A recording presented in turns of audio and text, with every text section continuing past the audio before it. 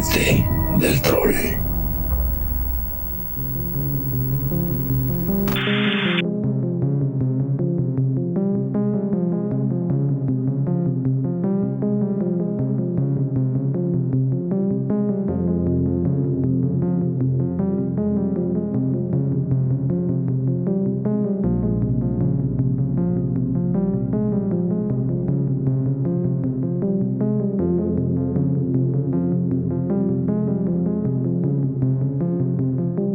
En el programa anterior estuvimos hablando de la cuarta generación de consolas. Esa generación que a nosotros, personas de en este momento rango millennial, 35, 36, menos de 40 años de edad, nos marcó como quizá como nuestra primera generación, porque en un momento donde nosotros no teníamos control, ni voz ni voto sobre las decisiones monetarias de nuestras casas, lo que nos compraban, lo que veíamos en Chabelo, lo que nos llamaba la atención, era lo que íbamos a adquirir. Hoy en día somos adultos irresponsables que poseen múltiples consolas y gastan su dinero en todas las cosas que quieren. Pero en aquel entonces decir tengo 2 consolas de videojuegos era cosa seria. La situación cambió un poquito con la quinta generación de las consolas, cuando todo se hizo un cachito más accesible, entre comillas. Todo dependía de qué bando formaras parte. Eras parte de los niños ricos que tenían un Nintendo 64 y que compraban todo en cartucho, podías pagarte un Rumble Pack, tenías 4 controles para una noche de pizza y GoldenEye. Esos eran los años dorados. Por otro lado estaba Team 3DO. No es cierto, nadie era Team 3DO, nadie jugó Atari Jaguar. Nadie compró el aditamento especial canceroso para convertir tu Sega en un Sega CD. O nadie que en este momento quiera admitirlo, vamos a decir así. Pero por otro lado teníamos el bando PlayStation. PlayStation trajo la tecnología de disco a las videoconsolas y esto permitió una cosa hermosa y maravillosa: la piratería. De repente, en vez de comprar un cartucho de 60 o 70 dólares de Nintendo 64, podías comprar 40 discos piratas y entonces tener múltiple diversión, obviamente transando a la industria. Pero una industria que en ese momento tenía muchas menos restricciones online, si es que había alguna, para impedirte que hicieras piratería. El día de hoy hablaremos de todas estas memorias sanjuaneras y no que tuvimos de esta quinta generación. Como en el episodio pasado, mis invitados, a quienes presentaré de nuevo en un momento, nos van a hablar de 2 juegos que marcaron esta quinta generación de consolas. ¿Por qué 2? Porque no nos alcanza para más, por eso 2. Y porque pues es muy difícil ponerlos a decidir y me gusta ponerlos en situaciones de presión e incomodidad. ¿A quiénes vamos a poner el día de hoy en estas situaciones? Nuevamente a Jesús Valderrama y a Fernando Domínguez. Chicos, ¿cómo están? Muy bien, Sergio. Te faltó mencionar el poderoso e invencible Philips CDI. No. A ver, ¿cuál era el que tenía los juegos culerísimos de Zelda? Ese campeón. Ese, ¿verdad? Philips CDI. Donde Zelda hablaba. Bueno, donde Link hablaba, Zelda hablaba, todo el mundo hablaba y nadie hablaba como debía hablar. Definitivamente. Ese control horrible, ¿no? Con unas animaciones súper incómodas de ver. ¿Hechas en Paint? O peor. O peor. Fer, ¿cómo estás? Muy bien, Sergio, ¿qué tal? Buenas tardes a todos. Oye, eso de aventura sanjuanera suena un poco picante. Mira, había 2 tipos de aventura sanjuanera. Uno era cuando ibas por CDs, pero eran los de los moteles, ¿no? ¿Qué motel quiere, joven? ¿Cuál le gusta, no? Y entonces ya... La cosa era a qué motel te habías ido tú y a ver si te encontrabas en las grabaciones, claro, de San Juan, ¿no? A ver si ya te habían dado un nombre picante, ¿no? Eres el dragón azul y entonces bueno, así vas a iniciar tu carrera pornográfica amateur. Pero para mí la experiencia no era tan eso. Era más subir al segundo piso de San Juan, a la jugadera y ver esa cornucopia de piratería absoluta. Ahora, déjame decirte, yo era muy preciosista con mi piratería. A mí me gustaban mis discos impresos, por supuesto, y de repente había como este rollo de... Como que usaban distintas marcas de había disco. Marcas piratas. Había marcas uno piratas. Utilizaba el logo de los Pacers de Indiana. ¿Cómo no? Era calidad. Por supuesto. Pero tenemos que ser conscientes de una cosa. En el momento en el que el disco entró a las videoconsolas, facilitó enormemente la piratería, porque tú con una PC podías quemar literalmente la información en cualquier pinche disco macuarro, siempre y cuando tuvieras el famoso Roxio. chip. Sí, claro. Sí, el famoso chip, que además tuvo 2 generaciones, ¿no? La primera generación era la más inestable. La primera funcionaba de una manera, o sea, hacía un bypass de un tipo distinto. Y la segunda ya hacía un bypass, digamos, más profesional. ¿Por qué? Porque al parecer, algunos manufactureros solo ponían el sistema de seguridad en el bordito del disco. Entonces, siempre y cuando hicieras bypass a esa situación, ya estabas del otro lado. Otros manufactureros, ¿no? Se empezaron a poner más fresones. Creo que Spyro, ¿no? Fue uno de los discos que más tuvieron sistemas antipiratería. Spyro y CTR, Crash Team Racing. Me acuerdo que lo ponías y te decía, no señor, compre el original. Pues yo sí tuve Crash Team Racer pirata. Yo sí tenía, pero en segunda generación, o sea, con chip de segunda generación. Mi chip de primera... corría el rumor, yo no sé si a ustedes les llegó, de que tu chip de primera generación iba a quemar tu consola. Eso lo oí hace cada 15 minutos, ¿no? Mi PlayStation 1 sí se quemó porque le cayó un rayo. Ah, bueno, nada ahí que cualquiera. ver, sí, nada que ver con el chip. Tuvo el chip muy feliz varios años. Tenía uno de esos, pues un PS1, ¿no? El grandote, el gris. Y nos cayó un rayo en el departamento donde vivíamos y vi el humo azul así.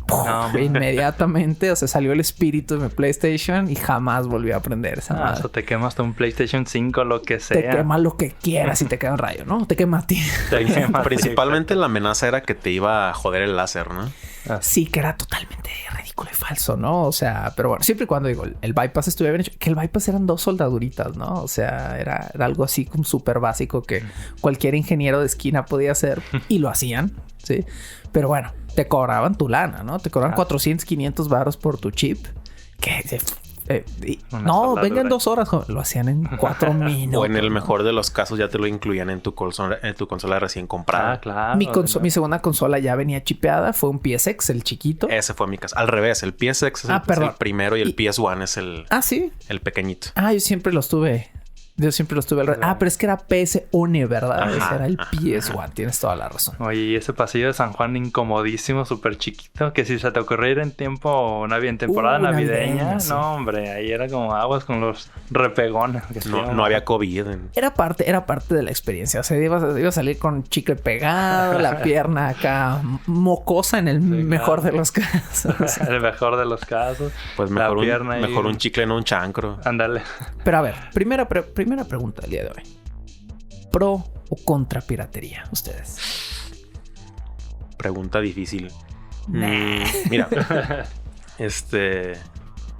Creo que todos aquí consumimos en su momento piratería en el PlayStation. Hipócrita el que diga que no. Creo que los 3 aquí presentes tuvimos nuestra consola chipeada, ¿no? Bueno, ahorita voy a platicar corríjanme. ahí. Yo nunca tuve PlayStation 1 hasta mucho después. Pero ahorita vamos a hablar de esto. Sobre la piratería. Eras niño fresa, Nintendo 64. Spoiler alert. Nintendo 64. Pero sí, sobre la piratería es... De aquí para atrás, bueno, yo siempre he apoyado como a los desarrolladores y todo en su momento, ¿no? Por ejemplo, ahorita en la consola actual donde la lana le puede llegar a los desarrolladores, pues ahora le va. Pero pues si te vas de aquí para atrás y pagar una millonada por un juego de hace, no sé, 10, 15, 20 años, ahí sí la verdad ya empieza a ponerse más fácil la decisión. Y obviamente hoy en día tenemos la magia del ROM, ¿no? O sea, te puedes bajar un emulador, incluso en Android, y jugar PlayStation 1 en tu tablet, ¿no? O sea, con toda facilidad. Puedes bajártelo en una PC, puedes comprar controles similares a los de la consola y jugar casi la experiencia tal cual. O usar un control de PlayStation nuevo, ¿no? Y tener la misma experiencia. Sí. Pero en su momento, entonces, tú fuiste, pues, no contra, pero no partícipe, digamos. O sea, de la piratería en su mero momento. En su mero momento, no. Yo no tuve PlayStation. Yo sí me pasé de Super Nintendo a Nintendo 64. El otro bando. Y ya de ahí a Play 2 me brinqué. Para las personas que nos están escuchando y que no estén muy seguras de qué incluye la quinta generación, créanme que incluye más porquerías de las que ustedes creen. Por supuesto, tenemos a los campeones, ¿no? Tenemos PlayStation y Nintendo 64, respectivamente de Sony y Nintendo.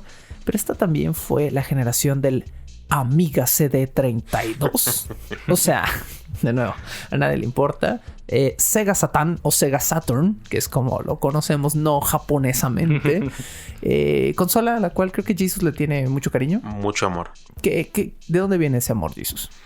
Viene en retrospectiva de... Yo siempre he sido muy, muy, muy fanático de los 2D Fighters.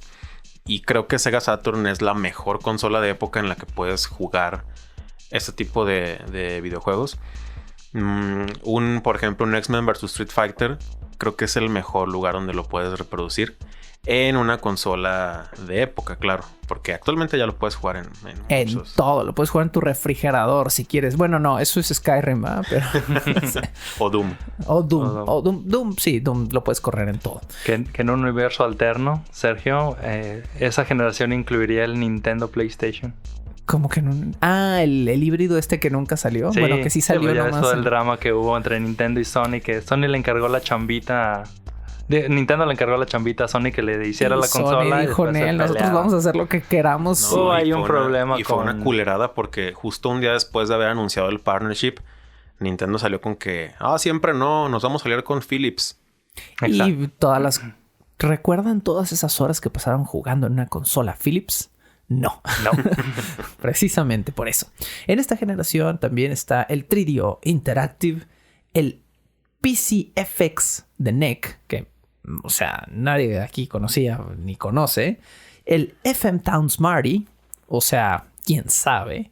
Una consola de Pioneer. Yo tuve un DVD Pioneer, es lo único que recuerdo, un reproductor de DVD Pioneer. Sé que hacían tecnología de láseres y DVD. Estéreos para carro. Estéreos para... Exactamente. De hecho, hasta hace poco todavía tuve un estéreo Pioneer que duró muchos años y luego ya se murió. Pero, bueno.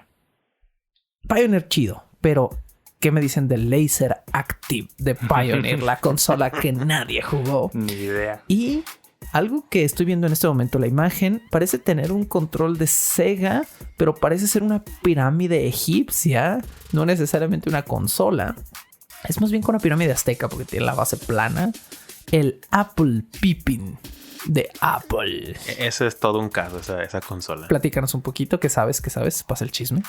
Según tengo entendido, se basa en la arquitectura de la Mac, del OS... No, perdón, del PC...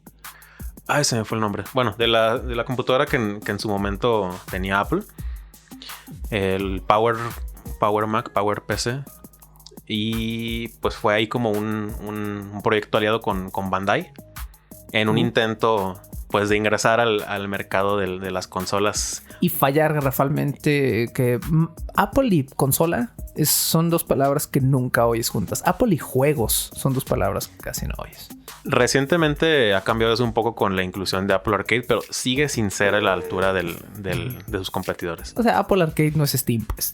No, ni de lejos. De hecho, es un servicio bastante barato de usar, pero pues sí, o sea, la selección deja mucho que desear. Se parece más a un celular que a una consola de videojuegos propiamente hablando.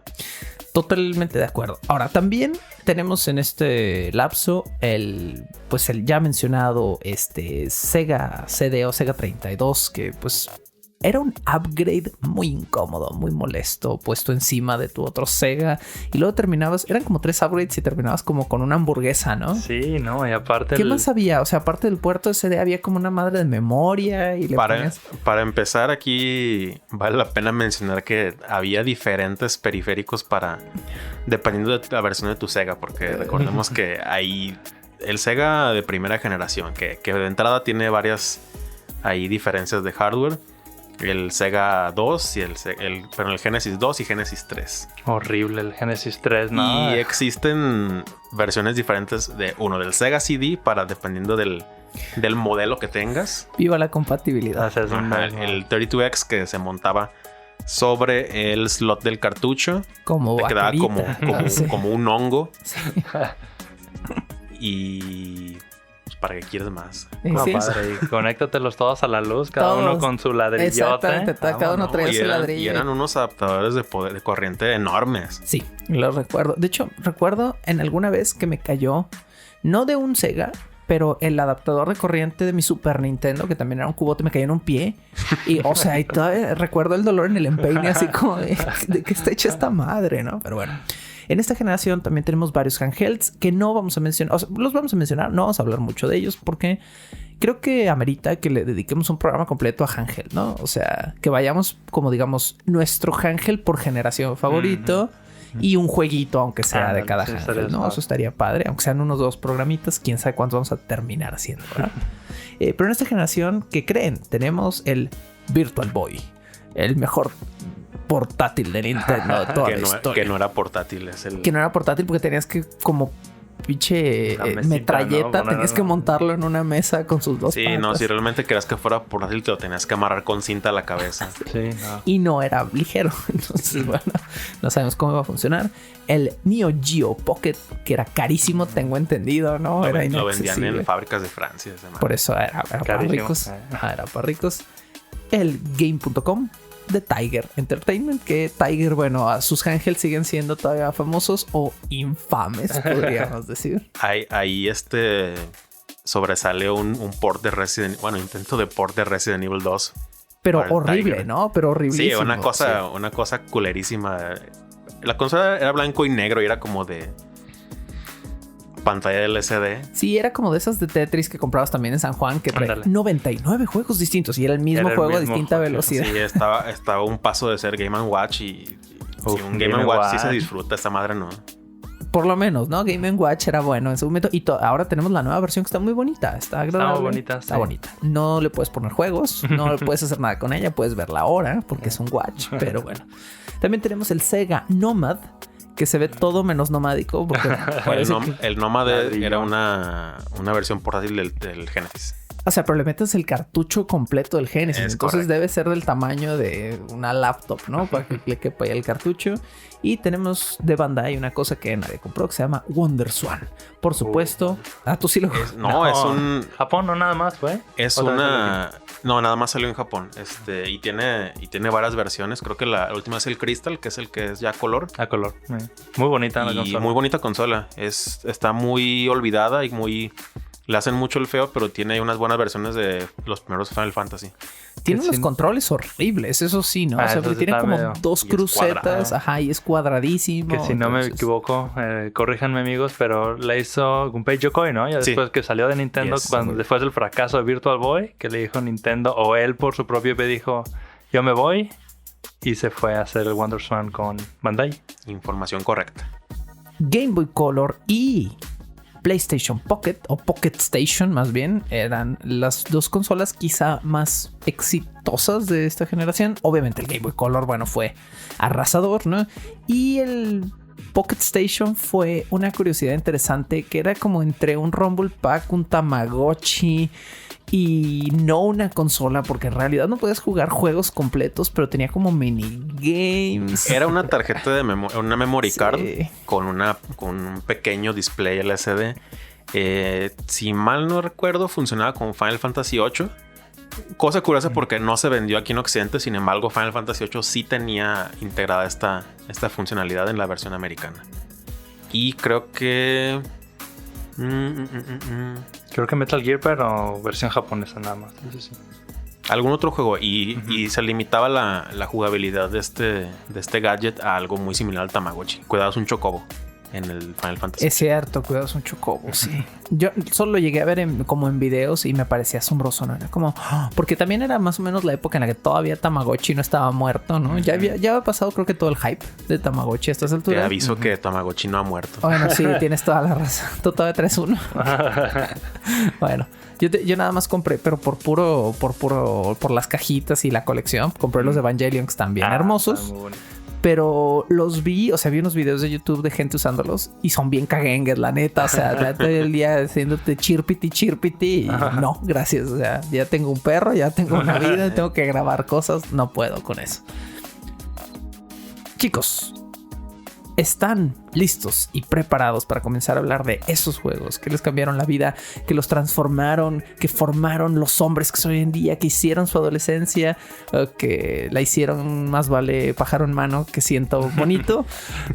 No sé qué tanta waifu, no sé qué tanta atracción pixelada vayamos a escuchar en esos juegos, o son juegos simplemente muy entretenidos. Sea lo que sea, lo sabremos en un momento más. Bajo el puente, el troll.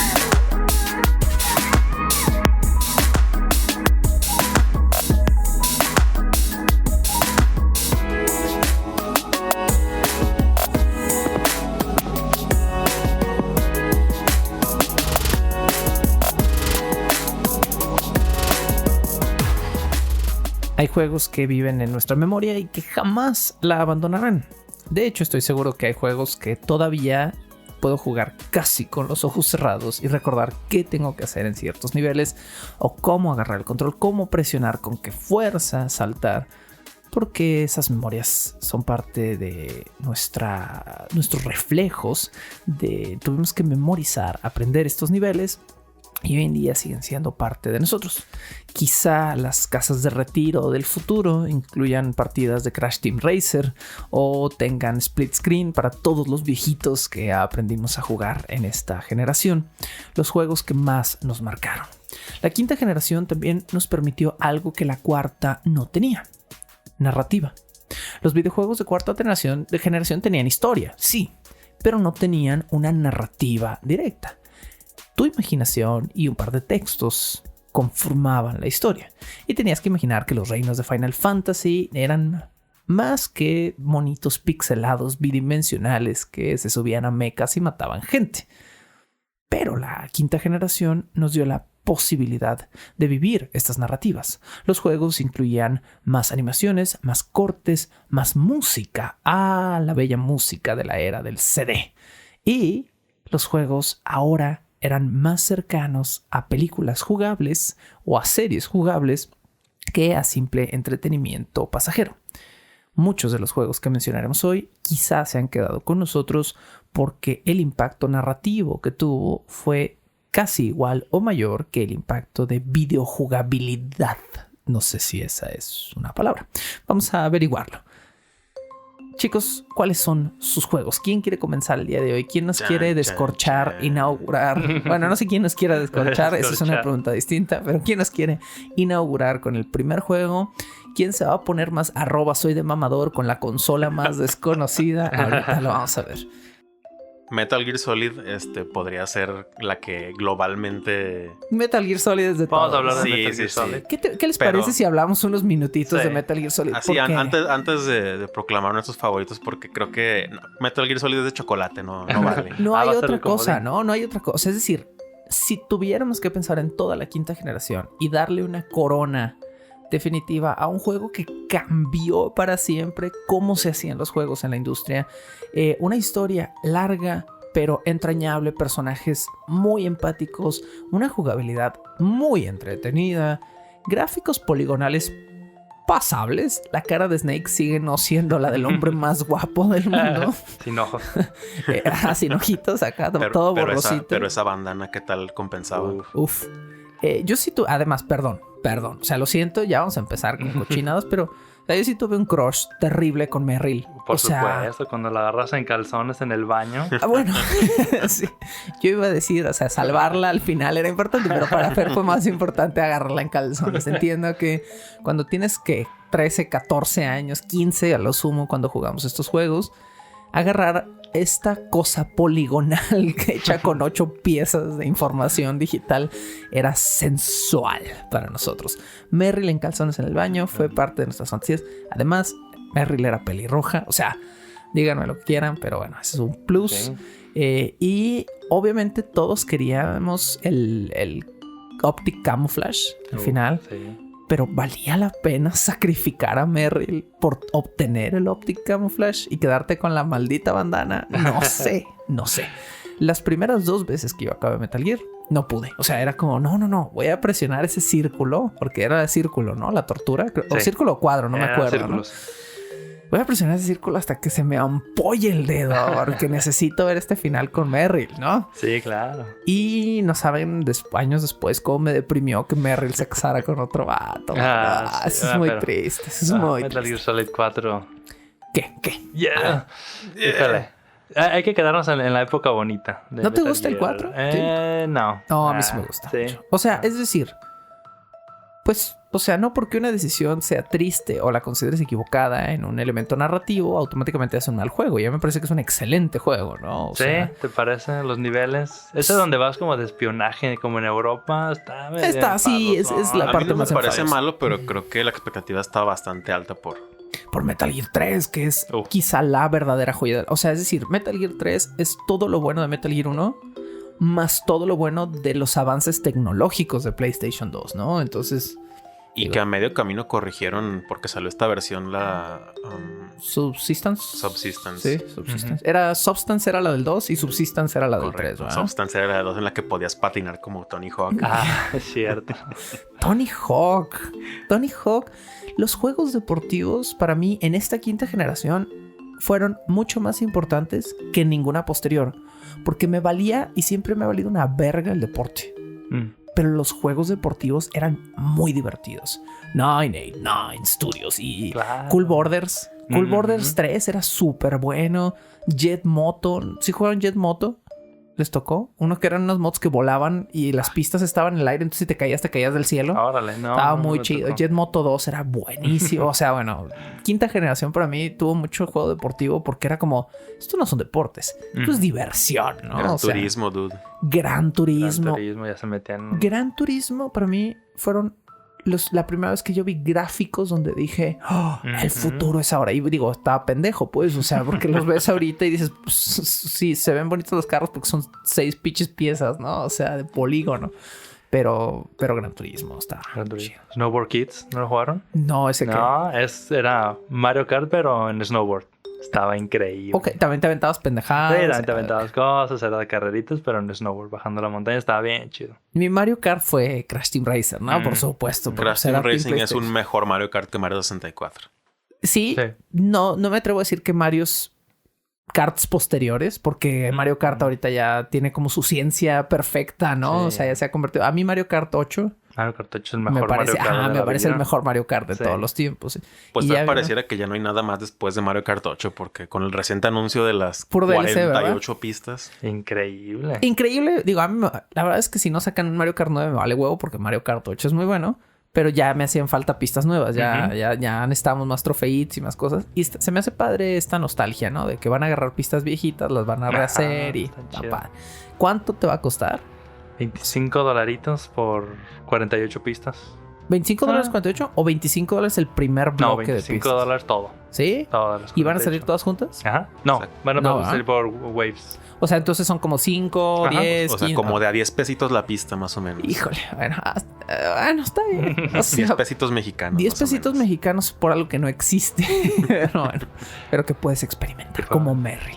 Como me... Díganos un poquito más de Metal Gear, cuál fue su perspectiva, su experiencia, su primer gameplay, cómo lo sintieron y luego brincamos a nuestros juegos. Va. Oye, pues algo de lo que más me impresionó cuando lo jugué fue cómo rompía la cuarta pared, ¿no? Cómo rompía esa cuarta pared cuando te leían la memory card y Psycho Mantis que te decía, oye, ¿te gusta el tal coronel juego? te decía, press the action button. Exacto. Si lo estabas jugando en una televisión que solamente tenía una bocina, si solamente tenías mono, cuando llegabas a la escena del helicóptero que te llegaba de los dos lados, tal cual te interrumpía el código y te decía, oye, necesitas una televisión con Sí, estéreo. oye, no manches, ¿cómo vas a experimentar esta escena Ajá. con esa televisión O puteada? sea, el crafting que tenía el juego era abrumador.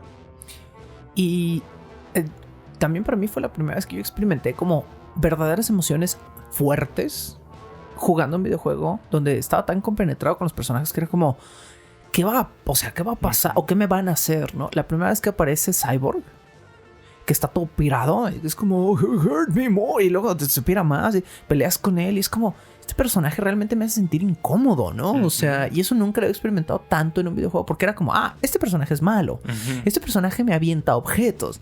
Jamás había sido como, este personaje me hace sentir incómodo mientras estoy pensando en él en otros lugares y no incómodo de esa manera. La traición de Master Miller, bueno, traición entre comillas, Master ese Miller. plot twist, ¿no? Claro, Que era de... Master Ay, güey. Me encantaban los gráficos cuando estabas en el codec. sí. y se cambiaba el gráfico del personaje, que Master Miller se suelta el cabello y se quita los lentes y ves que es Liquid. uf, Que es Liquid Snake.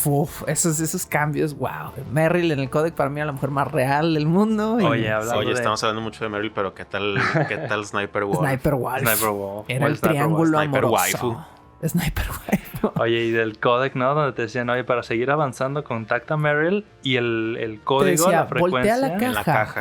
Ajá. Y tenías que realmente voltear la caja. A menos que lo tuvieras pirata y no tuvieras la caja. Entonces tienes que hablarle a un compa y decirle, ¿Cuál es la ¿qué frecuencia? pedo? ¿Cuál es la pinche A frecuencia? tu compa rico y luego te acuerdas que no tienes compas ricos y...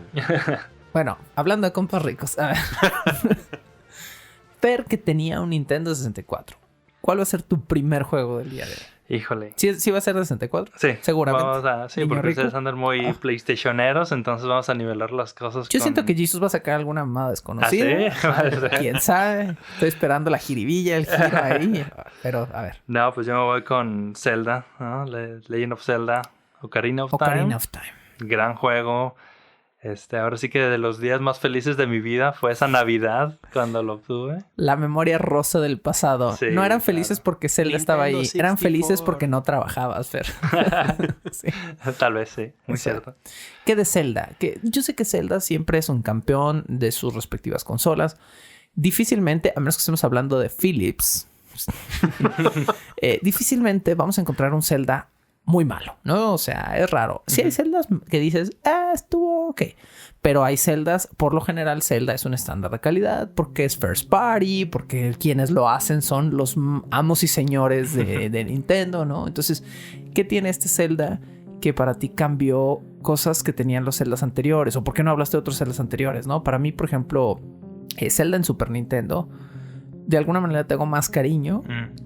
Quizá porque nunca tuve un 64. Pero bueno. ¿Has jugado Ocarina of Time o no? Nunca. No oficialmente. O sea, no con un control de 64 en la mano. Lo he medio emulado y... pero, En mi opinión se juega un poquito mejor en GameCube. En esa La colección. En esa colección. Pues, no, pero un poquito volviendo a lo que decías de la narrativa, ¿no? Zelda ya te metía elementos y digo, van a empezar a notar esa como un denominador de los viajes en el tiempo, ¿no? Con lo que dije de Super Nintendo con Chrono Trigger. Ahora Zelda donde era un Zelda donde tenías pues la historia, la narrativa, era muy extenso, tenías ese viaje en el tiempo que decías, pues paso los 3 niveles de morrito, ¿no? De Link chiquito.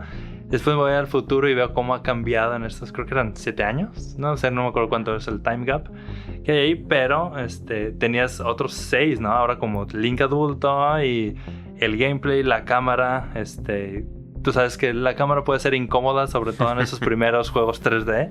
Donde no tenías realmente control. El juego Exacto. tenía control sobre tu cámara y tú tenías cierto juego, pero era muy limitado y muy incómodo. Y que en general esta generación era como un playground de experimentación, ¿no? Como que todavía la banda no sabía cómo hacer videojuegos en 3D y ahora sí que hay de todo. Yo le tengo mucho aprecio a videojuegos 2D en la quinta generación porque ya estaban masterizados, ¿no? O sea, lo 2D en CD era como, esto se ve increíble, ¿no? Esto Es por corre. eso que tienes que hacerte de un Sega Saturn. Claro, sí. Bueno, Jesus me va a regalar luego. Es de los que tiene 6. Nos va a regalar dos. Tiene 6 ahí guardados. Quisiera. Pero sí, Zelda Ocarina of Time, la verdad sí me marcó mucho.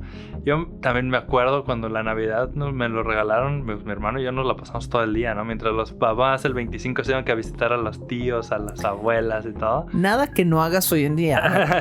Si no recuerdo mal, no sé si ventanearte aquí en este programa, pero antes de esta grabación me acabas de decir que pediste días de vacaciones el día que sospechas que te va a llegar tu copia de Elden Ring. Elden Ring, lo estamos esperando con ansias. Y ahí está. Vacaciones pedidas. Entonces, bueno, son tus vacaciones, es tu legalidad, tú lo haces, tú lo sabes, pero a ese nivel, señores, llegamos con estos muchachitos. Voy a no trabajar el día que me llegue mi juego nuevo para pasármela todo el día. Si no me llega a mí, voy a caer a tu casa, Fer. Voy a caer a tu casa. Creo que va a ser al contrario. Tú tienes ahí el respaldo de Amazon. Yo estoy a expensas de Liverpool. ¿De Liverpool? Entonces, vamos viendo. En Liverpool, we will trust. Vamos a ver. Se me hace que vamos a hacer un spin-off de Bajo el Puente del Troll ese día. Estaría bueno. Podría ser, algo con Elden Ring que hagamos estaría bien padre. Un live. Jugando. Sí, Estábamos jugando Elden Pero Ring. ya, hazte twitchero. Uy, bueno, no sé. No soy muy fan de grabarme en video haciendo cosas. Me va medio mal. Pero bueno. Ocarina of Time. Ese es tu primer bebé. Ese es tu primer juego. Muy buenos recuerdos. Volviendo un poquito a lo de la cámara, ¿no? Fue de los pioneros que... no sé si te acuerdas, el control de 64 tenía un botón abajo, el sí, Z. Z. Ajá, Z. Cuando presionabas el Z, la cámara se iba automáticamente atrás de ti. Digo, Ajá. hoy en día se escucha es el L... Pues lo hace casi siempre es algo como muy el... estándar, ¿no? Pero, L3. Pero para el tiempo era... Como el Mario 64 ya no tengo que picarle 5 veces al C a la derecha para acomodar la cámara. Solamente con un botón puedo acomodar y puedo ver realmente qué está pasando. Y el targeting, ¿no? Que tienes un enemigo enfrente, le dejas presionado al Z y pues targeteabas, Sí, está bien. Pues, sí. Lo loqueabas. Hoy es sábado de loquear. Exacto. Qué correcto que dices. Pero sí, los controles en 3D, los gráficos para su tiempo también, la narrativa, música, diseño de niveles, los calabozos, sobre todo los de adulto. Una maravilla. Me recordaste algo que no sé si ustedes sepan, pero por ahí leí un articulito al respecto y fue muy interesante. Ahorita que dijiste lo del control Z y que es muy estándar, ¿no? Pero el primer juego que utilizó los controles que actualmente utilizamos para disparar armas en un first person shooter fue Alien Trilogy. ¿Tampoco? Que salió para PlayStation. Y es un juego que pasó de noche, que como que pues casi nadie... Yo lo tenía pirata, por supuesto, y me gustaba. Pero fue el primer juego que con una palanca te movías, con la otra apuntabas y disparabas en aquel entonces con R1. Y salieron, en su momento salieron 1000 quejas del juego. El sistema para disparar es una mierda. ¿Por qué no disparas con cuadro como en un juego normal? Y la chingada. Adelantado a su época. Súper adelantado a su época. Y años después fue como... este sistema que usamos hoy en día, ¿quién lo inventó? Fucking Alien Trilogy, ¿no? Un juego que nadie jugó y que a nadie le importa una verga. Y que le podemos dar un poco de peso y de su mérito a Xbox, ¿no? Son como que los que impulsaron muchísimo el FPS. Sí. Ellos fueron los amos del FPS en su momento y el Xbox gigante con su virote en mano. ¿Ustedes tuvieron Xbox? ¿Tuvieron su virotazo? No, bueno, tuve Xbox, pero ya cuando estaba como el S, ¿no? El control S que ya era, sí, ya no era un virote. A mí sí me tocó jugar con el Duke. No, yo no tuve el primer Xbox, pero me lo prestaron a cambio de mi PlayStation 2 un tiempo. Bueno, ya hablaremos de eso en su momento, pero... Pero préstamo de consolas, creo que yo nunca lo hice. Supongo que tú tampoco, Sergio, ¿no? No prestabas ni juegos, creo que menos consolas. No era muy dado porque para mí, o sea, de nuevo, era como un tesoro, ¿no? Era como... Y además yo sabía que yo cuidaba bien mis cosas. Pero yo no sabía si fulanito iba a cuidar bien sus cosas, ¿no? Entonces, era más... Creo que mi mecánica era más de ir a casas de amigos a jugar con ellos que prestarles una consola. Entonces, ¿quieres venir? Juegas con mi consola aquí y luego te vas al Chile, ¿no? O sea, y viceversa. Tenía que ser equitativo el cambio. Yo solamente lo hice 2 veces, y una salió un poquito mal. ¿Ves? Ese era el pedo. Con una que saliera mal ya te chingabas con algo muy valioso. El soundtrack de mi Silent Hill 2 ahí se hizo perdedizo. ¿Se fue el disco? ¿Se perdió? Sí, así como que, es que lo puse acá en la... se perdió. Oye, ¿y me lo vas a comprar otra vez o cómo? No. Ya, bueno, esas amistades, pues. Sí, ya no se encuentran entre las amistades, así que... Ya no son amistades. Esas ex amistades. Bueno. Jesus, ¿cuál es tu primer juego del día de hoy? Resident Evil 2. Y lo dice como si fuera un secreto apasionado. Resident Evil 2. Tienen algo especial. La manera en la que puta, si les vuelas la cabezota. Bueno. Digo, lógicamente el primer juego de esta saga del que tenemos conocimiento es el primer Resident Evil, ¿no? Pero el 2 es la perfección. Exactamente. Sí. Resident Evil 2 es bigger, better, stronger, todo. O sea, es todo lo que nos gustó del primer Resident Evil en un expandido cuanto te puedas imaginar en un CD de 700 megas. En dos, perdón. En 2 CDs, bueno, porque sí. Salió en 64 también. Bueno. Y en Cubo, ¿no? Hay una versión para Cubo. Sí, hay una... Posteriormente. Ajá, hay una versión posterior para Cubo que dicen que es como la más sólida de todas las... Incluso para Dreamcast también. ¿Ah, sí? Sí. Para todos está. Para todo está. A menos que la esté cagando con la información, pero tengo Sí, que también en no, Dreamcast yo tengo existe. idea que en Dreamcast sí está y que ahí por lo que como que mi memoria me dice que sí es un buen, digamos, puerto. Y pues, para o sea, Saturn. Para Saturn, Saturn también. también. Pero Existen para ambos, el primero y el segundo, en CD. en CD. Ah, sí, pues sí. Si no, no cabe. Sí, no, sí nos burlamos mucho de la versión de 64, pero es un logro técnico que... Es un supiera. milagro que con toda su música y con sus dos Ajá. discos estuviera dentro de un cartuchito madreado. Pero sí tengo entendido que es la versión más limitada. Es la versión más limitada y aparte el cartucho es como... No sé exactamente cuánto es la memoria de un cartucho de 64 estándar, pero este Resident Evil 2 se pasaba. Se volaba sea, la tenía barra, más tenía memoria, más memoria, por lo tanto era más caro. Y que hicieron una chambotota de compresión de assets en ese juego, de texturas, audios, todo lo comprimieron. Pues ahora sí que quienes se encargaron de hacer ese port se aventaron un trabajazo. Digo, se les reconoce el esfuerzo, pero a final de cuentas sí, el way to go es jugarlo en PlayStation. Perdón, ahorita voy a rebobinar medio segundo, pero me acordé hasta ahorita. Ahorita que estamos hablando de estas versiones tardías que salieron después para Cubo y Dreamcast y todo, ¿tuvieron Twin Snakes? Sí, como Sí. claro. Sí, Hasta la fecha. A mí sí me gustaba el anime, o sea, el feeling anime que tiene, Ah, pues, ya. de Snake volaba y hacía Está cosas. El dramatismo, interesante, sobre Sí, dramatismo. me gustaba, lo recuerdo bien en ese momento, pero sí recuerdo que para mí ver Twin Snakes fue como, ¡oh! Es Metal Gear, pero tiene cara. Ujú. ¡Wow! Sí. Eso es que usaba un poquito mucho. Era el tiempo de Matrix y del El bullet bullet time, time. Como hacía que sí bullet exageraron un time, poquito en eso. Pero estaba bien chido que traía los controles y los gráficos de Sons of Liberty, ¿no? De Metal Gear 2. Eso estaba bien chido. Y Eso que estaba también chido. esta tendencia viene respaldada o viene después del remake de Resident Evil 1, ¿no? Que amo y adoro, sí. Que es un juego que se mantiene súper vigente Sí. hasta el día de hoy. Sí. Sigue siendo, justo hace ratito Fer y yo hablábamos de eso, de que creo que sigue siendo mi Resident favorito. O sea, Resident Evil 1 Remake es obviamente ya la remasterización para consolas más recientes, ¿no? Que ya está en 1080, ya se ve chulito y todo. Pero esos fondos prerendereados que todavía tiene, todavía se ven bien bellos. Sí. Bien bellos.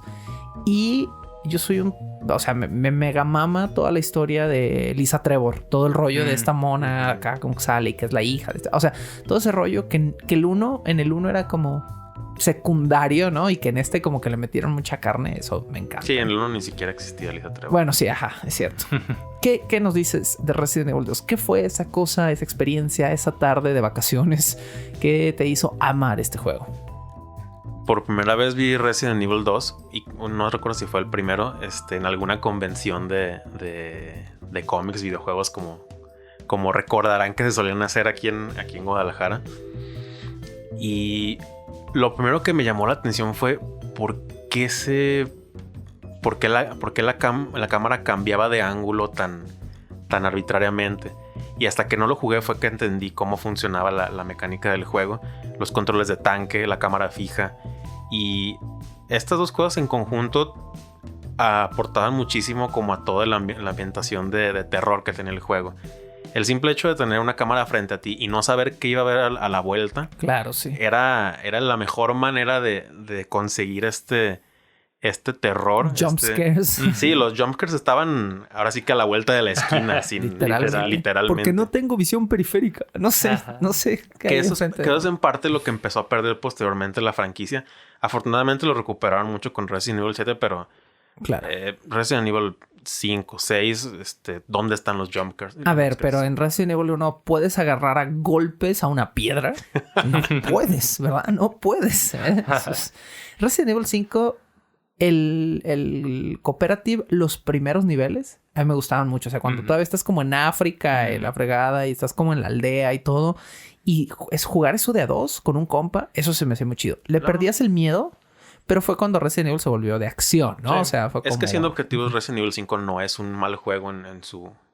no es un juego de horror, rasgos. quizá. Simplemente ya no es un survival horror. Exacto. O sea, ya es un action...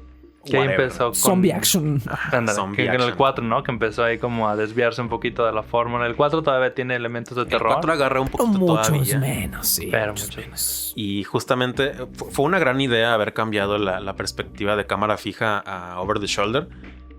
Sí, a costo de algunos como la ambientación, como que Bueno, no la ambientación, el feeling era un poco distinto. O sea, sí cambiaba la manera en que percibías lo que venía hacia ti. Lo podías ver un poquito más de lejos. Yo creo que con Resident Evil 7 y 8 ya regresamos a sentir que son juegos ambientales de miedo, ¿no? O sea, porque aunque sea first person, esa cuestión de que sea first person te pone a ti en el lugar del personaje y los sustos vienen ahora de atrás, de al lado, ¿no? Y eso me parece que está muy bien manejado. Sobre todo si juegas la versión VR del Resident Evil 7. Pues sí, pero pues, ¿quién tiene VR? Ajá. O sea,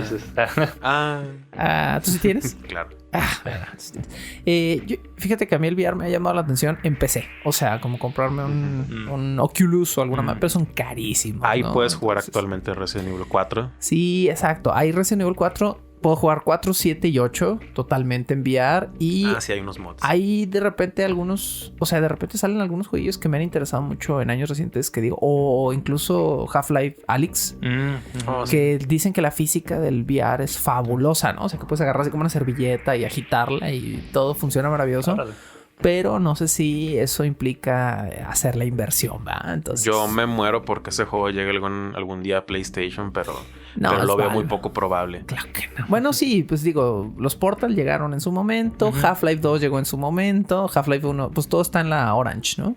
La Orange Box Collection. Pero ahorita que les está haciendo buena lana, quizá en unos años. Vamos a ver. Ojalá. Nos quedamos en Resident Evil 2. A ver, échale. A lo mejor tú odias esta parte de la mecánica de juego de Resident Evil, pero Mr. X. Sí. Pero casi nunca... O sea, es decir, la diferencia con el Resident Evil nuevo y el viejo es que en el viejo solo lo veías y te tardabas. O sea, lo veías muy poco y lo veías solo... Creo que era segundo disco. Empezaba a aparecer y era como muy tardío. Era únicamente con la parte B del juego. Ajá. Es decir, si empezabas... Según yo, la parte oficial es empezar con... Leon A, ¿no? Leon A y Claire B. Creo que era la segunda parte en la que te lo topabas. Y si abandonabas la habitación, si lograbas escabullirte, ya no te salía este compadre. Exacto. Entonces para mí era como, pues puedes hacer las cosas bien y me vale churro. En el nuevo es cagante, ¿no? Ay, qué bonito esta área. La voy a explorar, voy a ver si encuentro nada. Hay un vato saliendo a la pared como el hombre de Kool-Aid. O sea, oh yeah. Oye, algo bien chido de Resident Evil 2 es que te recompensaba que tan bien lo jugaras, ¿no? Si era tu segunda, tercera vuelta, puedes desbloquear que el Rocket Launcher, que balas infinitas. Que replay value, eso lo agradecí. Y que la banda speedrunera se volvió loca con todo esto. Sí. ¿Era el que tenía los mercenarios? ¿O es el 3? ¿Es el 3? El 3 con Hunk y Hunk. Creo que es ya momento de hacer otra pequeña pausa para que escuchen unos segunditos de música y se olviden de nuestras voces. Bajo el puente del troll.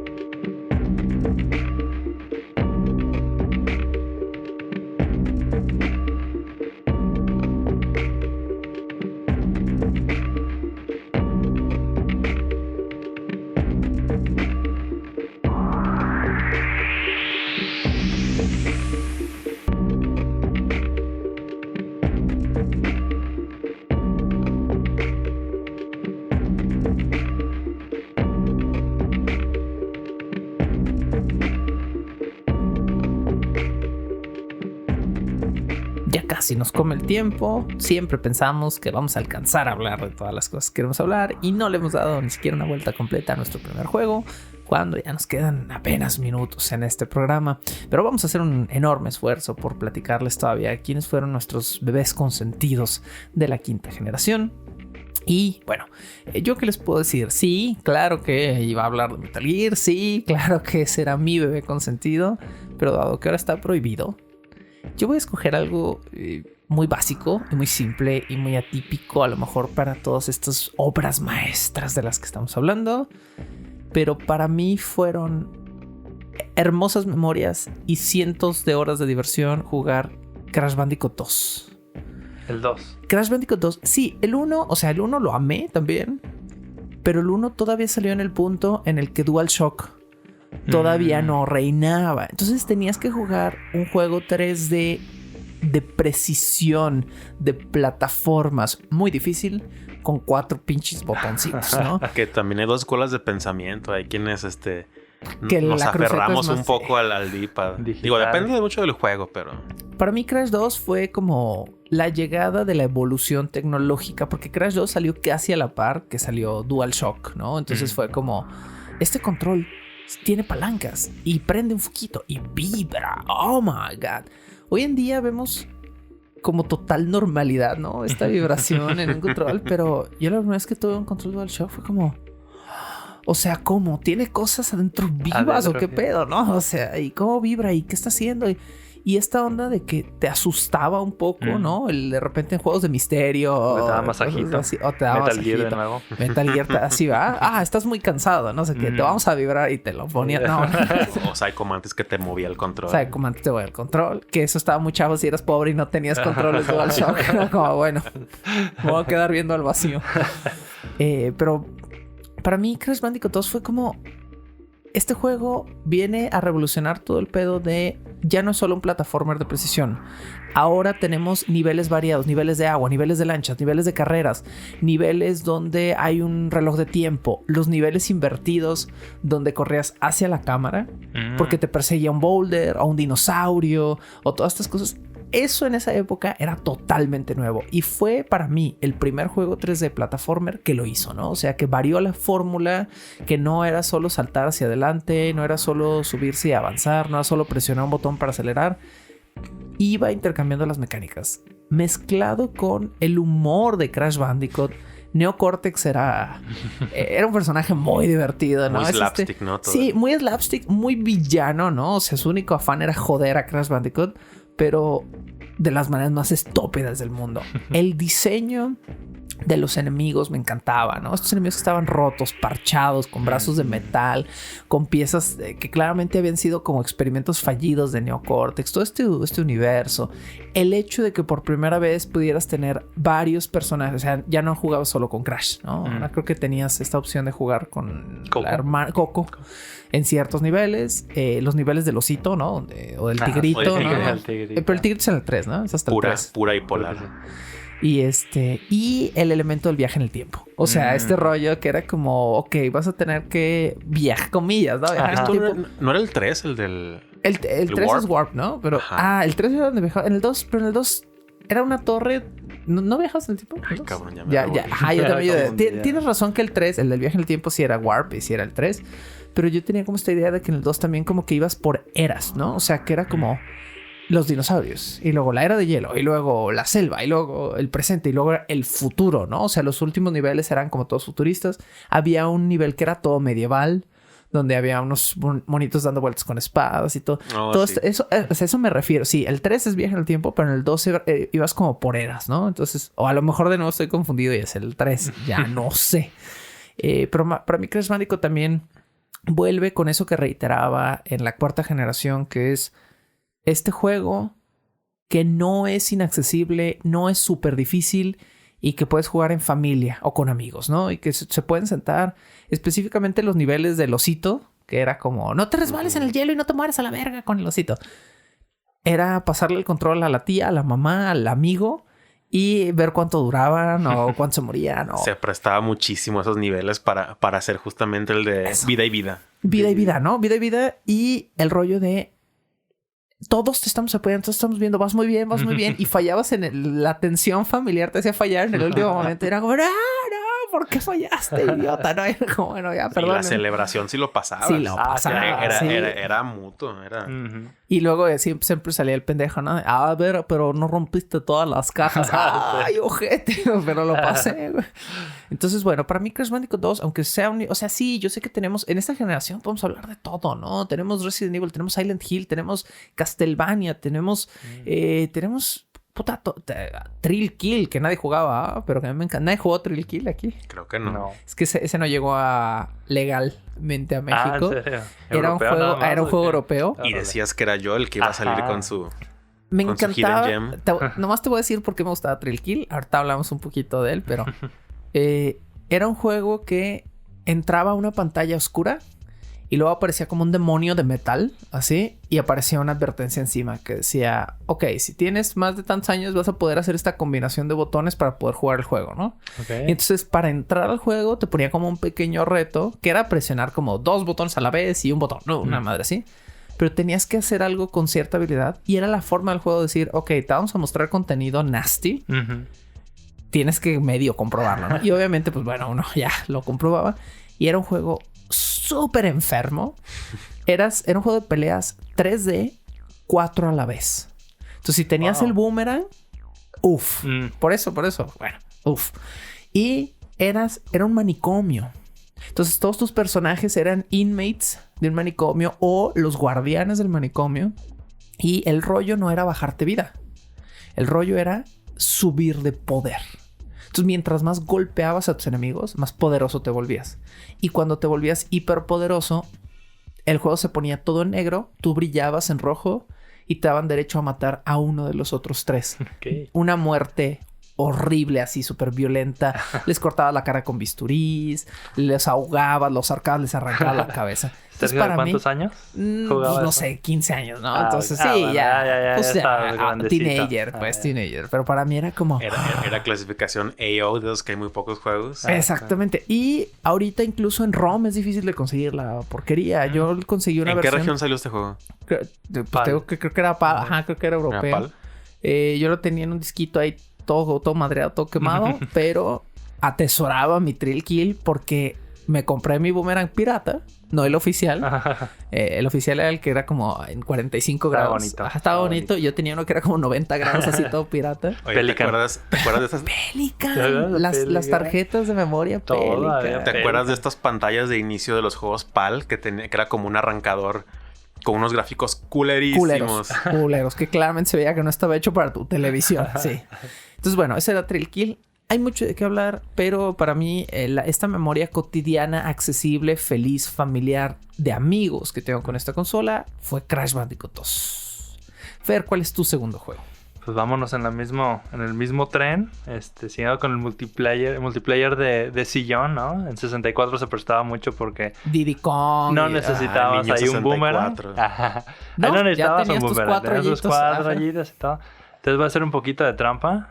Star Fox 64 y GoldenEye 64 fueran grandiosos juegos que ibas con los primos o con los amigos, ¿no? Te llevas tu control y se ponían las retas ahora sí que increíbles, ¿no? Star Fox, a mí me gustaba mucho de 1 y de 4 multiplayer también estaba increíble. En 4 te gustaba. En 4. Y GoldenEye, pues ni se diga, ¿no? No, pues es el multiplayer favorito de todos los tiempos de Nintendo 64, ¿no? Sí, entonces... ¿Crees que sobrevive bien? GoldenEye no tanto, ¿eh? O sea, hace tiempo lo jugué un poquito y sí se veía medio... Pero creo que igual se puede prestar a algo divertido. Pero sigue siendo mejor que la versión de Wii. O sea, ¿qué tal está? Pues es remake, pero no sé. Creo que la manera apropiada de seguir jugando GoldenEye sigue siendo en el 64. Que por ahí hay un rumor, ¿no? Que lo van a revivir, lo van a sacar de la Switch? tumba. Por ahí todo salió, lo actual. Por ahí se listaba en algún lugar de los que siempre se les filtra. Ajá. Entonces tal vez cuando estén escuchando esto ya se anunció, ya esto salió. Pero pues, sí les tienen que hacer un par de cambiecitos y mejoras, ¿no? Es decir, no puede salir tal cual está, porque creo que no funcionaría en el costumer actual. Sí sería como, ay, esta madre, ¿dónde está la cámara? ¿Cómo apunto? Ándale, sí. Algo que no me podrán negar es poner la regla de apuros cuchillazos. A puros cuchillazos. Fantástico. Duelo a muerte con cuchillos. Con cuchillos. Oye, la Golden Gun, ¿te acuerdas? Que está atravesada las paredes. ¿Pero qué tenías que hacer para sacarla? Creo que tienes que pasarlo con puntaje súper alto. Súper elevado, ¿no? Y era nada más para multiplayer. Sí. Entonces... imagínate para sí, no, lo destrozabas, ¿no? Y luego había modos, ¿no? Un modo cabezón. Sí, había varios cheats. Invencible. Y había como... Esta generación también se prestaba mucho para los cheats, los cheats, ¿no? Que era bien padre. Era bien padre. Así como... Güey, pon los cheats de todas las armas, pero no nos hagas invencibles, ¿no? Entonces era como... Ahí estás aventando granadas como idiota. Eso era padre. Estaba bien padre. Y pues Star Fox, es que después sacaron una versión para 3DS, que está muy bonita. Pero también estaba bien padre eso de los diferentes caminos que podías tomar, depende de las acciones que tomabas, ¿no? Entonces, pasabas el primer nivel, que era Corneria, y de ahí tenías opción, se ramificaban las opciones para ir a 3 niveles diferentes, depende de lo que hicieras ahí. Y conforme ibas avanzando, depende del el camino que tomaras en el stage que seguía, podías regresarte como al principal, entre comillas, o podrías seguir con algo bien alternos. Entonces, aunque era un on-rail shooter que tenía, no sé, no me acuerdo, 5 niveles para acabarlo, 6 niveles, el replay value estaba bien chido, porque antes, volvemos, no había internet o no estaba tan accesible el internet, Claro, entonces era volver a jugar los mismos niveles para ver... Ir mejorando, ir sacando cosas nuevas, nuevas rutas. Nuevas rutas, exacto. Entonces, Star Fox 64, definitivamente uno de mis juegos favoritos. Me da gusto no ser el único que apreciaba como esta jugabilidad couch, ¿no? O sea, de esta época. Obviamente el Nintendo 64 estaba diseñado para eso, ¿no? Y para sacarte dinero con los 4 controles, ¿verdad? Y con el Rumble Pack. Y con el Rumble Pack. Que yo no sé cómo le hacíamos con la dimensión de televisiones que teníamos antes para jugar en pantalla dividida de 4. Claro, ¿no? O sea, tu personaje medía 2 centímetros. Yo tenía una televisión relativamente grande y creo que eran 25 pulgadas o algo así. Está rico. No, sí eran muchas pulgadas. Era una Sony Trinitron. Mi primera tele o sea, que fue como la que estaba en la sala y cuando ya valió verga la pasaron en el cuarto, eran 14 pulgadas. 14 pulgadas. O y sea, ahora divide esas 14 pulgadas en 4. Entre 4, ¿no? Crash Team Racer también tenía ese problema, ¿no? Porque Crash Team Racer creo que también lo puedes jugar de 4. ¿O era solo de 2? Según yo sí de 4. Creo que con el Boomerang sí podías jugarlo de 4 y también era como... Güey, y hago la mención porque actualmente parece que no nos entra a jugar así con la pantalla dividida y tenemos unas pantallas de 60, 70 Yo pulgadas. sí lo disfruto todavía mucho, ¿no? Creo que estamos haciendo este programa a principios de 2022 y... Yo siento que el Couch Co-op ha vivido como... Ha resurgido, pues. Justo hace ratito estábamos platicando de Moving Out.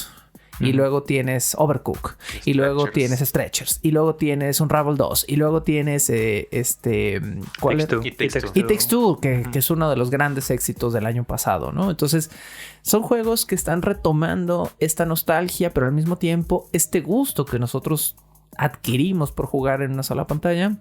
Y bueno, también estaban los malasañosos, ¿no? Cuando hacías el versus en este tipo de cuestiones de juegos donde te tenías que matar o cosas así, el vato que estaba volteando a ver tu control o volteando a ver dónde estabas en tu pantalla. Luego tenías que aplicar el split con un pedazo de cartón, así como una sábana ahí pegada a la tele. Entonces, bueno, también estaba la mala hazaña, pero creo que si lo hacías de una manera padre y orgánica, a mí me encantaba. ¿Llegaron a jugar el versus de Medal of Honor? Por supuesto. Era fabuloso. Bueno, yo lo llegué a jugar más bien en PC. Pero sí, de a 2, o sea... ¿De pantalla dividida? Sí, de pantalla. El split screen... En GameCube lo jugué. Híjole, era padrísimo porque era como este rollo de... Te daban un nivel completo, sin enemigos, para que tú y tu compa se encontraran y se mataran, ¿no? Y esa era la sensación. Sí. Y a mí también me tocó jugar uno... Nadie lo jugó, yo sé, pero había un Duke Nukem, pero no first person. Era tercera persona. No, era un tercera persona. Ese era el original, side-scrolling. Pero en PlayStation 1 había un Duke Nukem que era tercera persona. Ahorita les busco el nombre. Y tenía una opción versus donde tú y otro clon de Duke Nukem de otro color se podían matar. Pasé horas matándome con gente en esa pendejada. La campaña era basura. Pero el juego versus era súper divertido porque podías escoger qué te ponías, ¿no? Entonces, pura pistola, puras bombas, puras granadas, puro C4, ¿no? Entonces ibas plantando tus C4s y las dejabas para ver si cuando pasaba tu compa lo volabas, ¿no? Fíjate, ahí me confundí un poco porque yo el primer Duke Nukem con el que tuve contacto fue el 3D, el de PC. Claro, todo el mundo. Y después... Hasta después me entero que existen. Exactamente. Sí, era muy común. Yo también, a mí me pasó lo mismo, ¿no? Fue como, hay otro Duke Nukem. Sí, es de 10 años antes, es horrible. Y no se parece en absoluto. En nada. Se ve como chicle toda la paleta de color horrible del Duke Nukem original. Pero bueno, era otro Duke Nukem. Jesus, ¿cuál es tu segundo juego? Porque Fer hizo trampa, ¿eh? Así, 2x1 metí ahí. Rapidito, digo, no trampa, pero voy a hacer una mención así intermedia en Sega Saturn Panzer Dragoon. Que es como la respuesta a Star Fox, de cierta manera. Pues fabuloso. No hay nada más que pueda decir, sino que es un juego que se disfruta bastante. Es muy engaging el gameplay. Y pues prácticamente es el Star Fox de Sega. Pero realmente no vas a decir nada más. Porque dijiste, no hay nada más que pueda decir de ese juego y realmente no vas a decir nada más. No. ¿Es que no es su juego oficial o sí? ¿Compran? ¿No es tu segundo juego No, oficial? es que ese no es el segundo juego Ah, no, oficial. Eso no trampa es. también. Es solamente... Bueno, tiene muy buenas composiciones musicales. El score es fabuloso de Panzer Dragoon. Gráficamente creo que a pesar de ser de lanzamiento de Sega Saturn, pues demuestra bastante bien el potencial de la consola. Y bueno, las posteriores entregas de Panzer Dragoon expanden bastante en este primer título, pero ahora viene lo bueno. Pero entonces, tramposo, ¿cuál es tu título oficial? Final Fantasy IX. Ah, sí, tenía que estar. Ahí, tenía que estar. Y fíjate, soy de las pocas personas que prefiere Final Fantasy IX sobre el 7, Claro. que tiende a ser como el más popular entre la gente. Es al que le hicieron un remake, ¿no? Ahorita. Ahí se habla también de que viene en camino un remake del 9. Primero sea, que termine en el 7. Ajá, primero que termine la segunda parte del 7, luego que saquen de prisión a toda la gente que han metido a prisión Nintendo y después ya que se pongan a hacer remakes. Bueno, pero la cosa de los remakes es esa parte. Final Fantasy 9 tiene como un lugar muy, muy, muy grato en mi corazón. Siento que recupera mucho el feeling de los Final Fantasy del 6 para atrás. Sobre todo del 6 en particular, porque recordemos que Final Fantasy 7 y 8 aspiraban a ser un poquito más como esta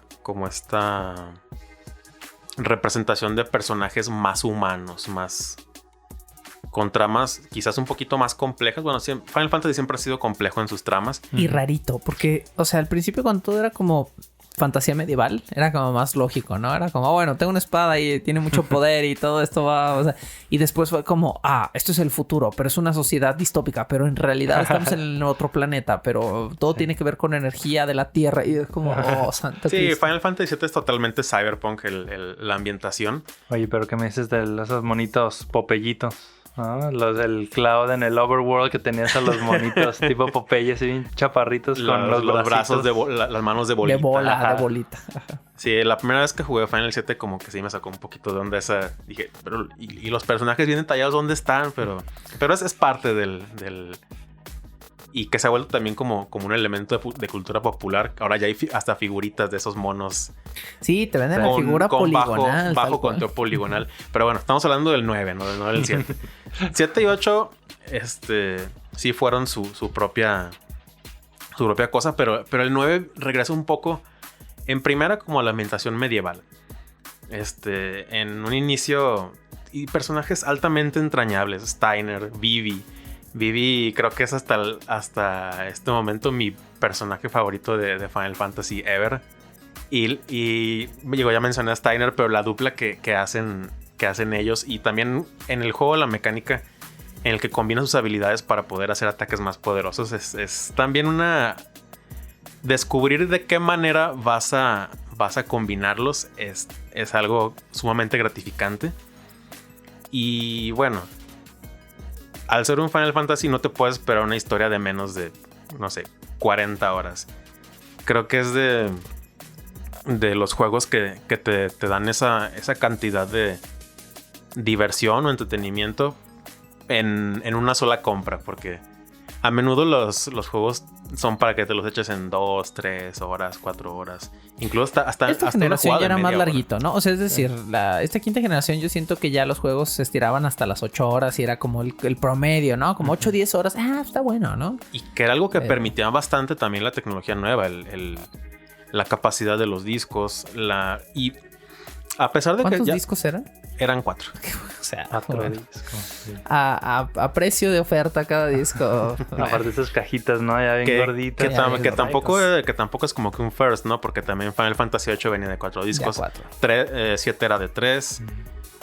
Pero también muchos otros, Fear Effect creo que también era de 4 discos. A mí del 8 lo que siempre va a mamar eran las pistolas. O sea, las espadas pistolas. los Gunblade. Sí, me encantaban. Era... Oye, pero ese opening del 8, otro paréntesis. Sí, claro. Increíble. Esos cantos gregorianos. Ajá. Hay un meme, ¿no? Del acercamiento a la cara del vato que dice, oye, tú eres el muchacho más guapo de esta región, y le acercan la cara horrible. y tiene todos los Polígono. píxeles, todos polígonos.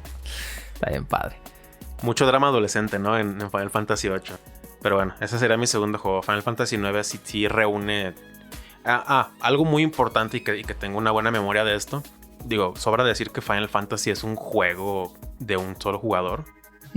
Pero en su momento, cuando yo lo jugaba, a un primo le gustaba ver cómo se desenvolvía la trama. Le gustaba... Claro.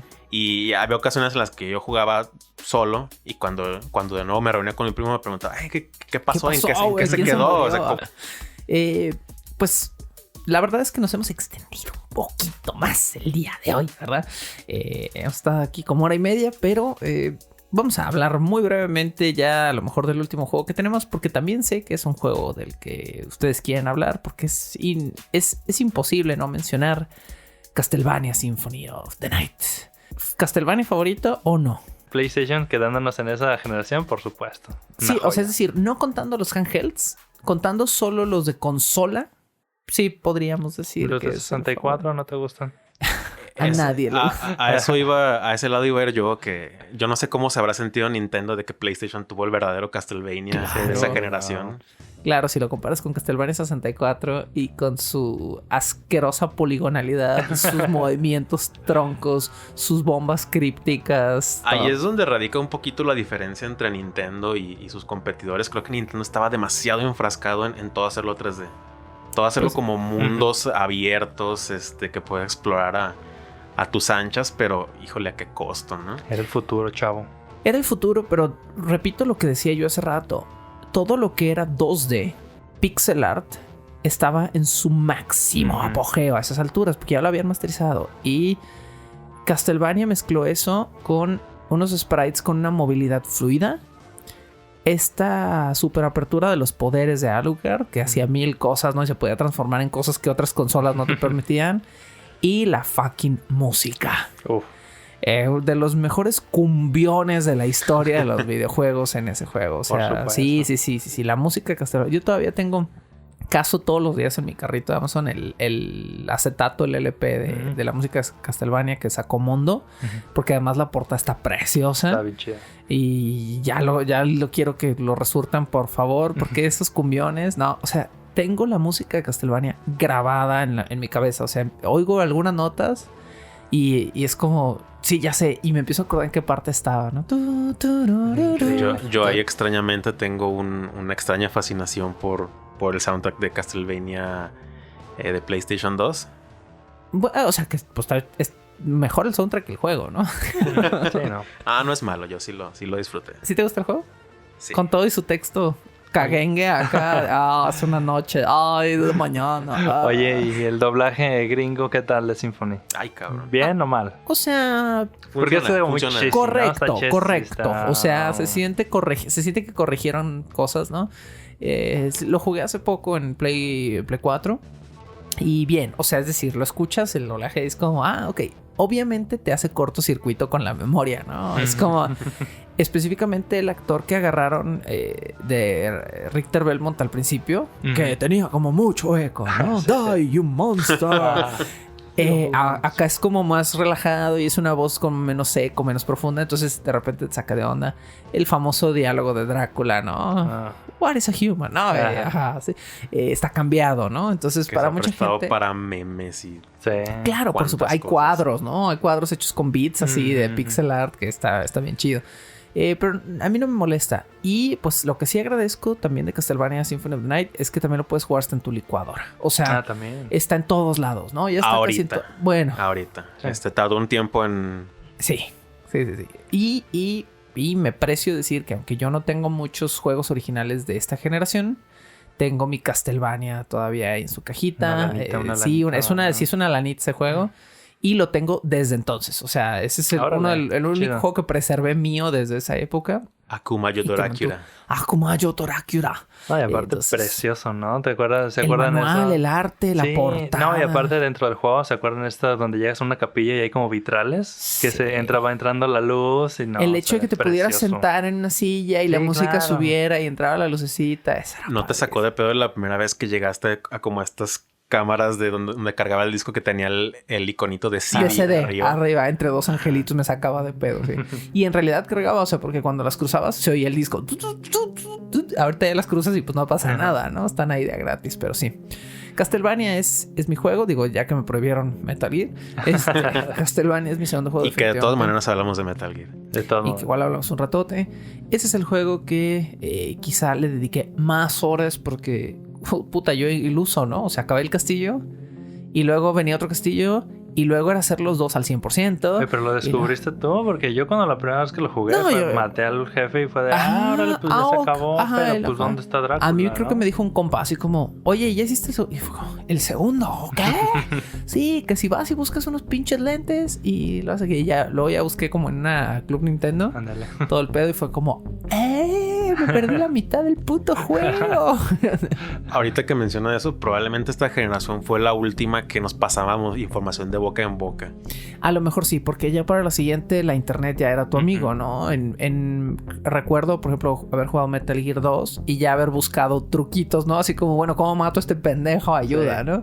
Pero sí, tienes toda la razón. Creo que esta fue la última vez que todavía podías ir a la escuela o hablar con un compa o hacer una llamada telefónica de tu teléfono de línea y preguntarle a alguien cómo vergas hiciste esto, ¿no? Era como, mira, idiota, te voy a enseñar. Y sentías una especie de respeto por la persona que sabía, aunque él también se lo había pasado por teléfono. Era información valiosa. Claro, las anotabas en tu cuadernito. Yo todavía tuve años mis cuadernitos, ya los tiré, pero tuve años mis cuadernitos con mis passwords y mis todo de Super Nintendo. Que también digo algo interesante de esta generación es el save state, ¿no? El save data, que ya tenías las tarjetas de memoria. Tarjetas de memoria que PlayStation ahí de 15 bloquecitos que tenías que comprar varias. ¿Cuánto era? ¿1 mega? Un mega, va. Era un mega 15 ahí Sega Saturn era superior, no necesitaba tarjeta de memoria. Tampoco 64. Pero necesitaban dinero y se fueron a la quiebra. Y una batería que eventualmente se iba a chingar. Claro, sí. Pues esta fue nuestra charla de videojuegos de la quinta generación. Acompáñanos si les ha interesado el tema en el siguiente programa, porque hablaremos de videojuegos que creen de la sexta generación, y así nos lo vamos a llevar hasta la actualidad cuando saquemos nuestras más recientes joyitas. ¿Qué estamos jugando actualmente? ¿Qué están jugando ustedes? Díganos también en los comentarios, participen, háganos saber qué gran omisión estúpida cometimos el día de hoy, de qué juego no hablamos que era imperdonable no hablar en esta quinta generación. Ustedes si tuvieron un Philips, tuvieron un 3DO, tuvieron un Apple, ¿qué era? Apple Pineapple. Apple Pipí. Esa madre. Apple Pipí. El pipí, la pipí de Apple. Se la bebieron, todavía se la beben. Platíquenos, por favor, todas esas cosas. Y nos escucharemos en el siguiente programa, pero no sin antes agradecer, Fer, Jesus, muchas gracias. No, hombre, al contrario. El placer es mío. Vamos ahorita nosotros a continuar dándonos placer, pero ustedes pues ya se lo van a tener que perder, a menos que nos sigan escuchando en el siguiente Bajo el Puente del Troll. Algunos de los fondos musicales de este programa pertenecen al paquete 10,000 piezas de música de Media Solutions. Todo el crédito a sus respectivos creadores. La locución, la producción y la música original de este programa son creadas por Sergio Vicencio. Ve a patreon.com/Sergio Vicencio y apoya este podcast para obtener horas de contenido adicional. ¿Quieres comisionar cápsulas, episodios o incluso temporadas completas o comprar contenido digital de Bajo el Puente del Troll? Ve a coffee.com/Sergio Vicencio y encárgate de decirme qué hacer. Es coffee, ko-fi.com/Sergio Vicencio. Búscame como @recuadro_blanco en Twitter e Instagram o como Sergio Vicencio en YouTube para darme tu opinión sobre este podcast. Bajo el Puente del Troll.